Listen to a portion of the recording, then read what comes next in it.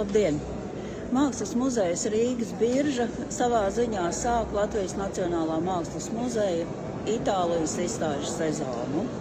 Un tieši mūsu muzejā māja beigās durvis vērs izstāde no Turīnas, no Palazzo Madama muzeja, un tā būs izstāde, kas ir veltīta 6. un 19. gadsimta Itālijas lietišķi dekoratīvajai mākslai.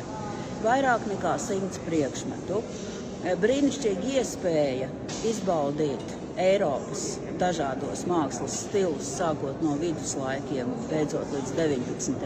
gadsimtam, un brīnišķīga iespēja parādīt un izpētīt arī mūsu Latvijas Nacionālā mākslas muzeja kolekcijā esošo Itālijas mākslas krājumu.